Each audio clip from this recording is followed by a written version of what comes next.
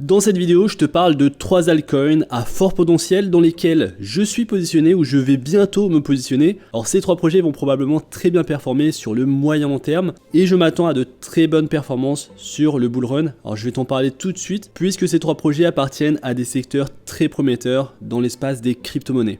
Alors on commence tout de suite avec le premier projet dans cette vidéo. Alors le premier c'est Chainlink et ça ne devrait pas t'étonner. Larry Fink, le PDG de BlackRock, a dit que la tokenisation des actifs financiers c'est la prochaine génération pour les marchés. Les analystes prévoient en fait que cela deviendra un secteur de trillions de dollars au cours des prochaines décennies. Alors qu'est-ce que ça signifie pour nous les investisseurs crypto? C'est un signal pour prêter plus d'attention à certains altcoins qui peuvent t'aider à faire avancer cette narration. Et le premier projet qui me vient en tête et le plus important c'est bien sûr Chainlink, un projet qui possède de très bons fondamentaux. Une valorisation actuellement de 9 milliards de dollars, il se classe en 12e position à un prix de 16 dollars. Alors Chainlink sur le prochain cycle haussier, je m'attends au minimum à revoir les précédents sommets historiques, c'est-à-dire les 50 dollars, et on pourrait dépasser largement ces sommets. Et en effet, Chainlink, lorsqu'on parle de tokenisation des actifs, c'est l'un de ceux qui revient le plus souvent dans l'espace des crypto-monnaies. Et honnêtement, ce n'est pas surprenant, Chainlink c'est un écosystème piloté par les données qui facilite des trillions de dollars de transactions dans des secteurs tels que la finance décentralisée, l'assurance, le jeu et les NFT. Son réseau Oracle décentralisé garantit le transfert sécurisé des données entre les blockchains et les systèmes hors chaîne, et de nombreux projets DeFi font en fait usage des oracles Chainlink pour des données en temps réel. Cela comprend bien entendu les prix des actifs. Alors le type de données que Chainlink peut traiter va au-delà des simples flux de prix en direct. Imagine des choses comme la validation de la propriété d'actifs ou l'achat de données du monde réel. Ils ont également des services qui aident à la tokenisation des actifs réels, tels qu'une preuve de réserve utilisée pour vérifier et surveiller les réserves soutenant les actifs tokenisés. Ils ont également le fameux produit Cross-Chain Communication, donc c'est un produit qui a fait beaucoup parler de lui et depuis, le projet a fortement augmenté en prix. Et en effet, le protocole CCIP, c'est un protocole qui peut potentiellement révolutionner l'espace. Et donc Chainlink, c'est tout ça à la fois. Alors l'équipe derrière le projet, c'est une équipe très solide avec Sergei Nazarov. Je t'invite à écouter ses interviews. Et c'est même lui qui est à l'origine du site internet smartcontract.com. Alors il y a beaucoup de rumeurs autour de lui. Serait-il le fondateur caché du Bitcoin? Beaucoup de rumeurs, mais sans s'étaler sur ça, juste en se focalisant sur Chainlink en tant que technologie et projet crypto. On est sur un projet de très bonne facture avec énormément de partenariats, que ce soit sur le Web 3 ou alors même sur le Web 2 et avec la finance traditionnelle. Et donc Chainlink, avec la tokenisation des actifs réels, possède certainement l'opportunité de jouer un rôle majeur dans ce secteur, et avec toutes ses capacités de cas d'utilisation avec des entreprises comme Swift et d'autres grandes institutions financières à travers le monde, ces entreprises explorent d'ores et déjà Chainlink. Il n'est donc pas étonnant qu'il figure dans la liste des projets dans lesquels j'investis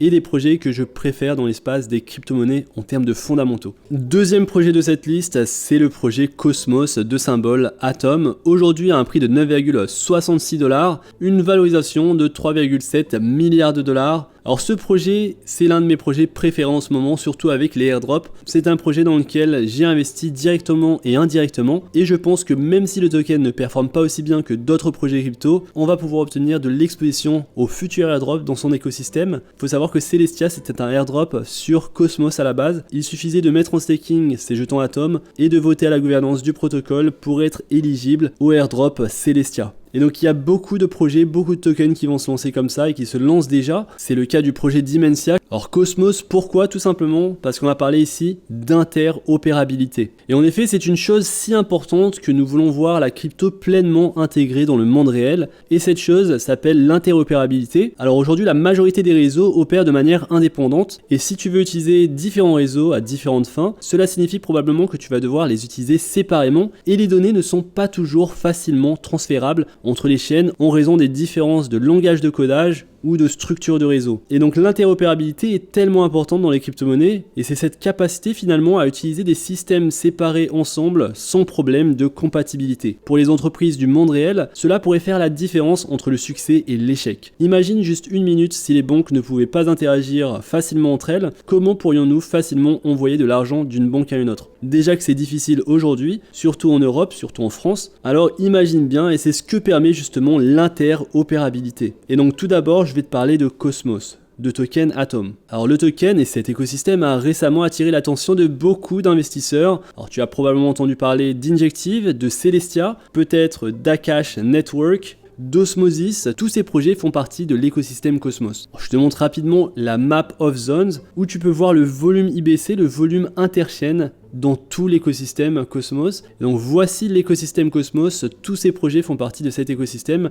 et tu le vois qu'aujourd'hui celui qui possède le plus grand volume UBC c'est Osmosis et récemment nous avons maintenant Noble en deuxième position vu que nous avons actuellement Dem Exchange, Demex, cette plateforme d'échange qui utilise le token Noble et qui a récemment attiré l'attention de beaucoup d'investisseurs, cela principalement grâce au fait qu'ils sont compatibles avec les Milk TIA, c'est-à-dire ces jetons TIA liquides. Milk TIA, donc c'est très intéressant. Et si tu fais partie de mon groupe privé sur Telegram, alors tu as probablement mis en staking tes jetons Milk TIA avant que ce ne soit pas possible de le faire. Alors aujourd'hui tu le vois, Milk TIA est saturé. Alors tu vois que j'ai mis en staking 25 Milk TIA sur cet exchange. Alors malheureusement on peut pas en rajouter, ils augmentent généralement cette capacité, mais à chaque fois elle se remplit rapidement. J'ai une forte exposition sur ce projet, bien qu'il ait fortement augmenté en prix. C'est un projet que je possède toujours, vu qu'il y aura pas mal de airdrops en 2024. Et plus généralement, il faut que tu saches que l'écosystème Cosmos va jouer un rôle important en 2024.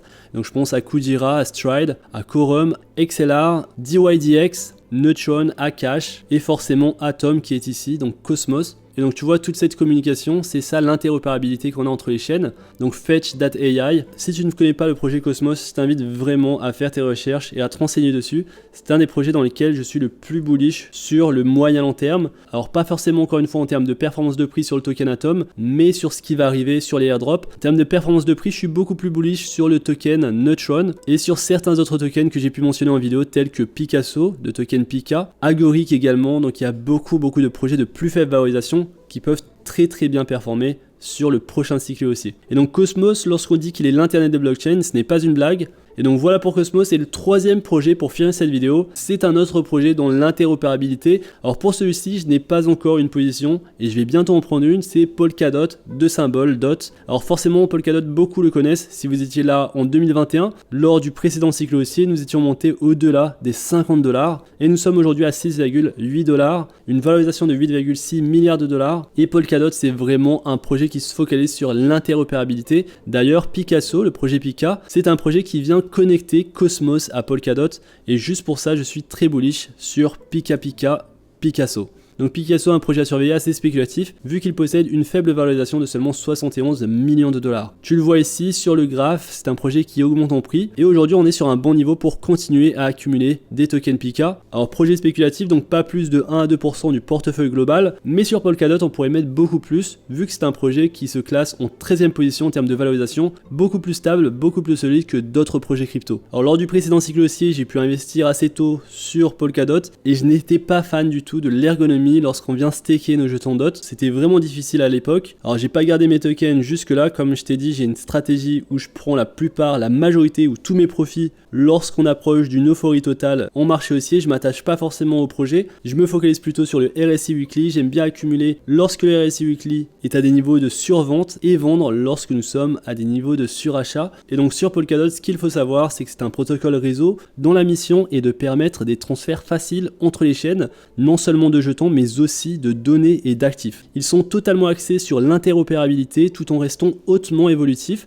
et éco-énergétiques. Polkadot a une chaîne centrale principale appelée la chaîne de relais qui fonctionne en tandem avec ce qu'ils appellent les parachaînes. Chaque parachaîne est une blockchain en soi qui fonctionne en parallèle de la chaîne de relais, permettant aux parachaînes de communiquer de manière transparente les unes avec les autres. Alors les parachaînes peuvent avoir leur propre design individuel, fonctionner en tant que réseau public ou privé, héberger des contrats intelligents, avoir leur propre jeton natif et des procédures de gouvernance. L'objectif des parachains, c'est d'élargir les cas d'utilisation grâce à l'interopérabilité, la flexibilité et la scalabilité. Alors l'une des parachains de Polkadot est gérée par un projet appelé Composable Finance et leur objectif est d'élargir l'interopérabilité en utilisant le protocole IBC. Alors IBC, c'est bien ce que tu entends, c'est le protocole de Cosmos, c'est le même protocole que j'ai mentionné en parlant justement de Cosmos, ce qui signifie que cette parachain est essentiellement le produit de la collaboration entre les écosystèmes Cosmos et Polkadot. Et donc ce projet Composable, il n'y a pas si longtemps, il s'appelait Picasso. Alors tu peux le voir juste ici, Picasso. Donc on va en entendre parler, je pense, pendant le prochain cycle haussier. Tu peux prendre une position, je t'ai montré le prix du token, un projet qui n'est pas forcément beaucoup mentionné, et un projet qui possède donc un fort potentiel potentiel si tu es bullish sur Polkadot et sur Atom, sur Cosmos. Et donc ce projet a contribué à ouvrir le protocole IBC à différents autres réseaux en dehors de Cosmos. Et donc tu vois ici que leur objectif c'est de venir sur Solana. Il y a également l'IBC Testnet sur Ethereum.